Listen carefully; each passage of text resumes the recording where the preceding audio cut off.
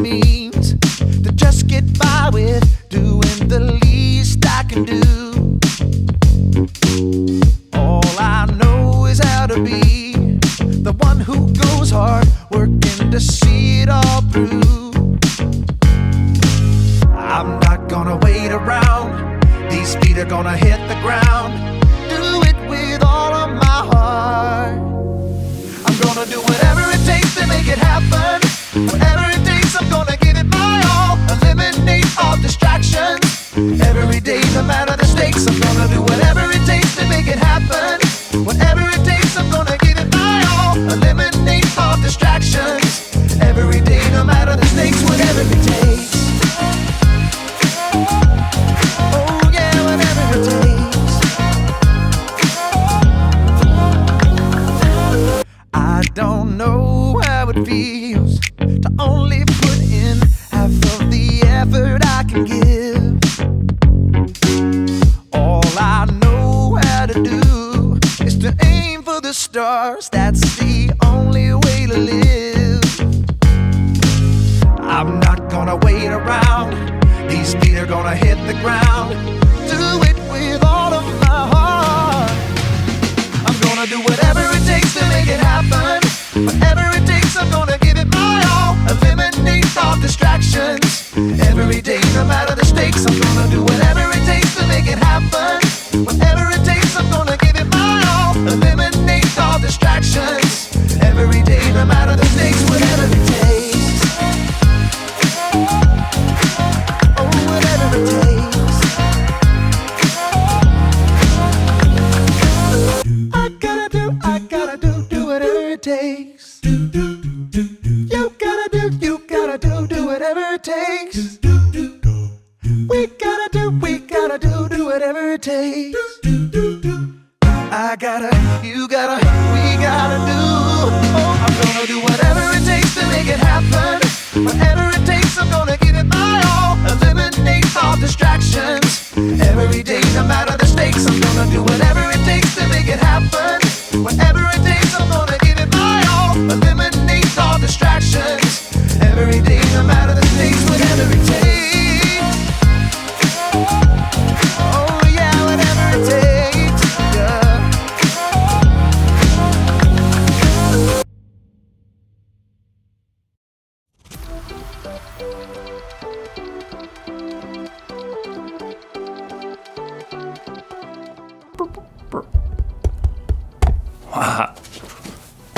Hey everybody, it's me, Jacob, and I may not be a real astronaut, but I still know a lot about initiative.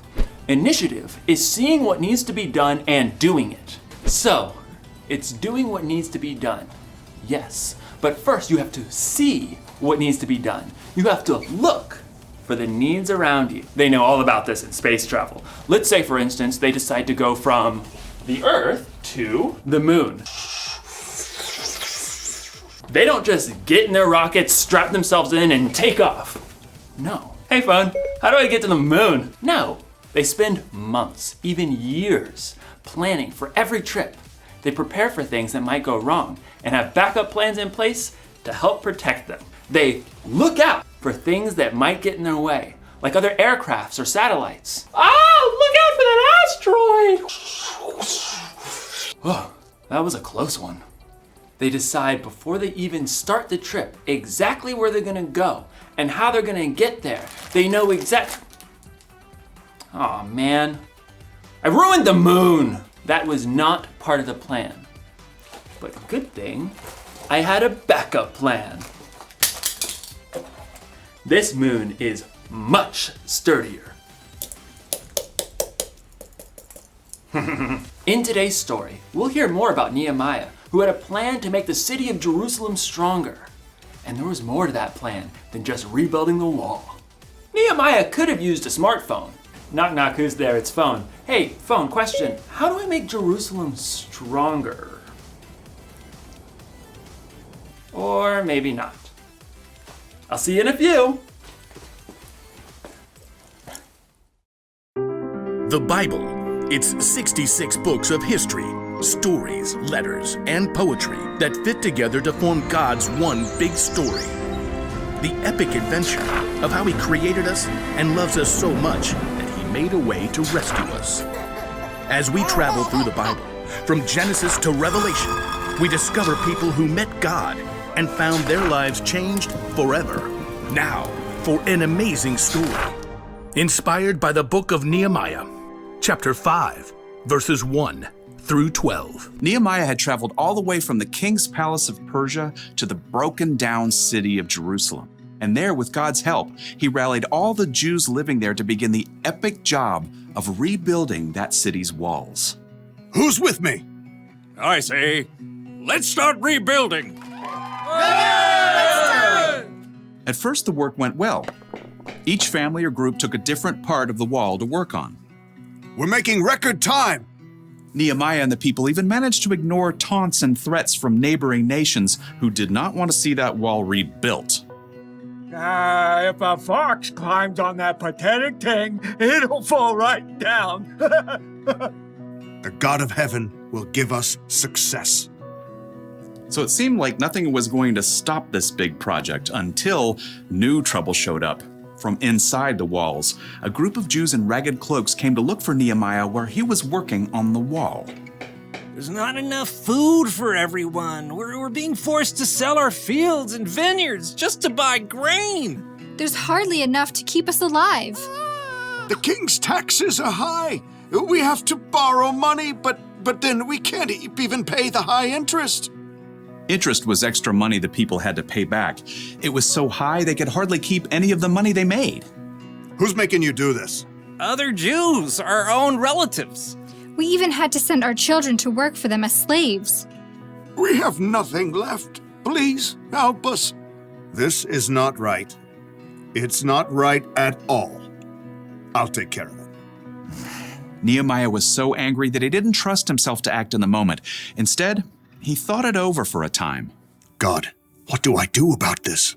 His own people were mistreating those who had less. Nehemiah took this so seriously, he stopped work on the wall to call together the Jewish nobles and officials. What's this all about? Better be good. Making us lose all this work time. It's not good. It's bad.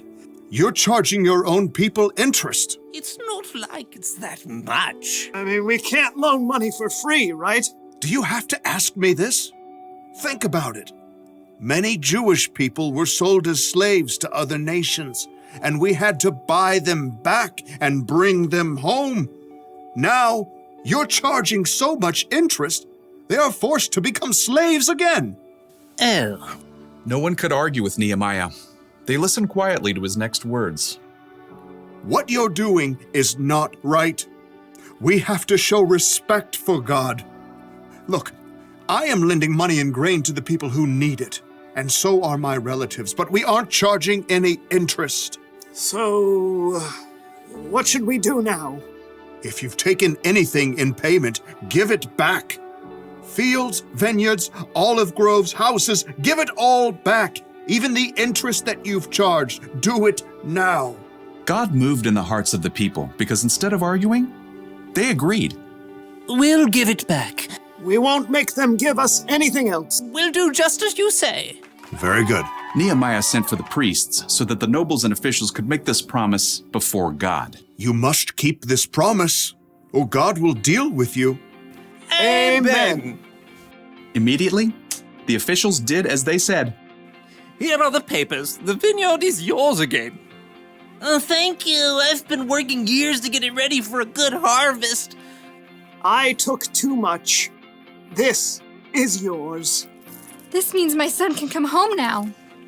So once the nobles and officials made everything right, work on the wall began again, faster and stronger than before, now that everyone had what they needed. And Nehemiah continued to show his people how to treat each other, even though King Artaxerxes had appointed him governor. You know, all the other governors made the people pay them silver and give them lots of food and stuff, even land. That's too heavy a load to put on the people. Instead, Nehemiah dedicated himself to working on the wall. In fact, he even invited 150 people to eat food at his own table. Throughout his life, he always looked for ways to treat people fairly and make things right.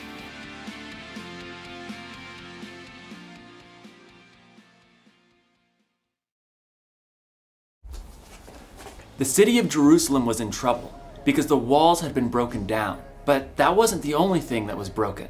Nehemiah looked and saw that some of his people were being treated unfairly because they were poor, and he did something about it. He stood up for them and worked to make things more fair.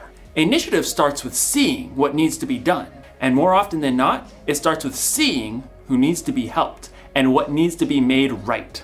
That's one of the reasons Jesus is so amazing. He saw people. He showed people how valuable they were by loving them no matter what, and he inspired them to love others. We're called to love people too. We should stand up for people who are being treated unfairly because of the way they look, or where they're from, or how much money they have, or what they believe in. If you've ever been treated unfairly, then you know how it feels. It's not good, but maybe you also know how it feels when someone stands up for you, when someone's on your side. Standing up for people is one way we can make things more fair. We can make things right, and it's one way we can show others the love God has for the world. So, here's the one thing to remember today. Look for ways to make things right. Make a plan. Decide before you start your day that you're going to look for the needs around you. And speaking of needs, it looks like I'm gonna need another moon. This one's just too delicious. This moon tastes like cheese. Oh. I'll see you next time. Oh, there goes my spaceship.